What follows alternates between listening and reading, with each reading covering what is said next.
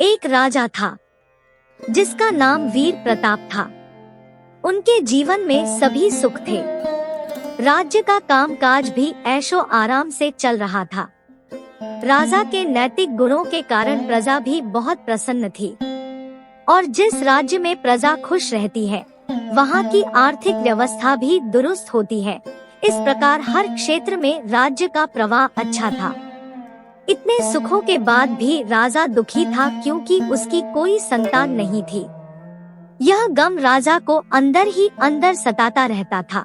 प्रजा को भी इस बात का बहुत दुख था। वर्षों के बाद राजा की यह मुराद पूरी हुई और उसे एक पुत्र की प्राप्ति हुई। पूरे नगर में कई दिनों तक जश्न मना। नागरिकों को राजमहल में दावत दी गई। राजा की इस खुशी में प्रजा भी झूम रही थी। समय बीतता जा रहा था। राजकुमार का नाम रघुवीर रखा गया। पूजा पाठ एवं इंतजार के बाद राजा को संतान प्राप्त हुई थी, इसलिए उसे बड़े लाड़ प्यार से रखा जाता था। लेकिन अति किसी बात की अच्छी नहीं होती। धिक लाड़ ने रघुवीर को बहुत बिगाड़ दिया था। बचपन में तो रघुवीर की सभी बातें दिल को लुभाती थी, पर बड़े होते होते यही बातें बदतमीजी लगने लगती है। रघुवीर बहुत ज्यादा जिद्दी हो गया था। उसके मन में अहंकार आ गया था। वो चाहता था कि प्रजा सदैव उसकी जय जयकार करे, उसकी प्रशंसा करे। उसकी बात ना सुनने पर वो कोलाहल मचा देता था। बेचारे सैनिकों को तो वो पैर की जूती ही समझता था।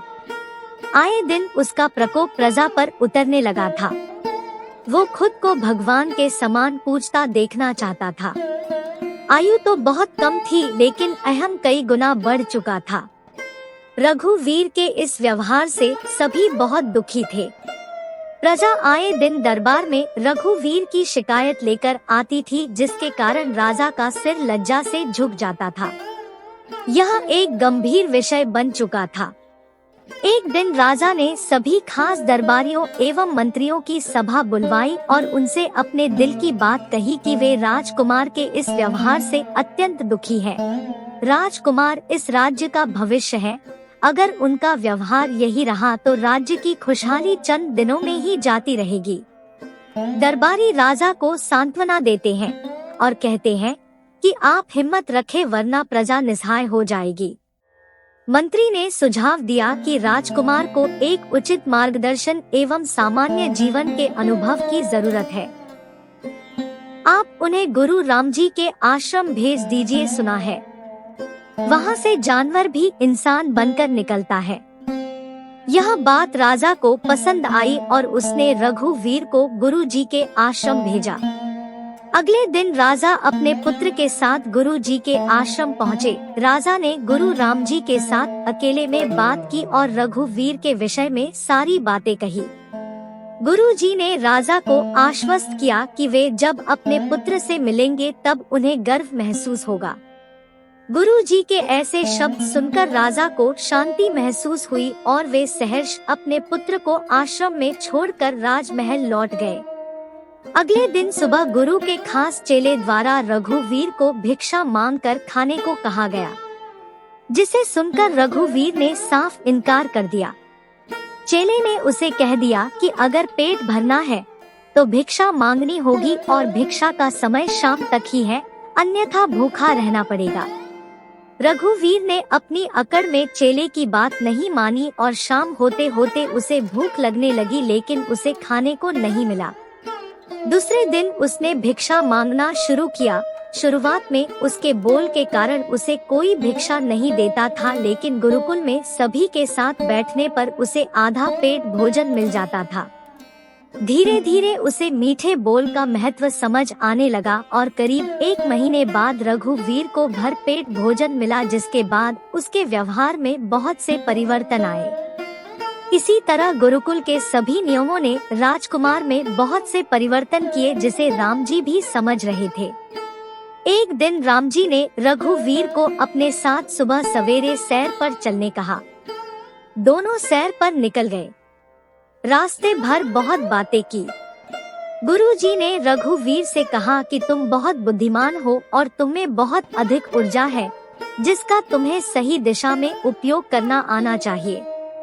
दोनों चलते चलते एक सुंदर बाग में पहुंच गए, जहां बहुत सुंदर सुंदर फूल थे जिनसे बाग महक रहा था।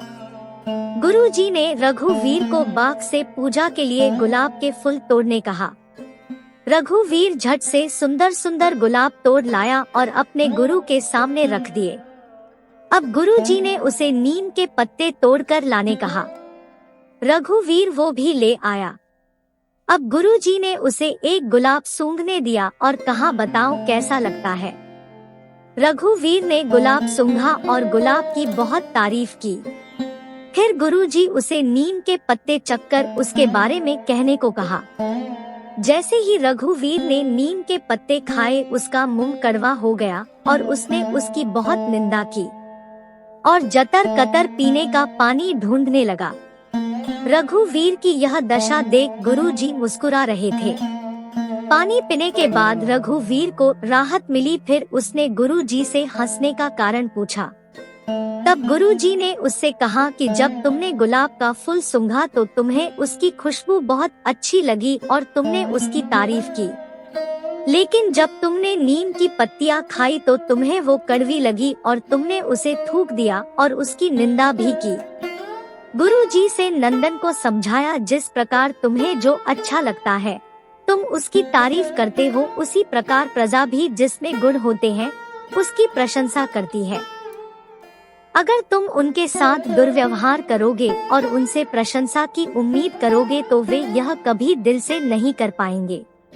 इस प्रकार जहाँ गुण होते हैं वहाँ प्रशंसा होती है। रघुवीर को सभी बातें विस्तार से समझ आ जाती है और वो अपने महल लौट जाता है। रघुवीर में बहुत परिवर्तन आता है और वो बाद में एक सफल राजा बनता है। गुरु की सीख ने रघुवीर का जीवन ही बदल दिया। वो एक क्रूर राजकुमार से एक न्यायप्रिय दयालु राजा बन गया। इस कहानी से हमें यही शिक्षा मिलती है कि हम में गुण होंगे तो लोग हमें हमेशा पसंद करेंगे, लेकिन अगर हम अवगुणी हैं तो हमें प्रशंसा कभी नहीं मिल सकती।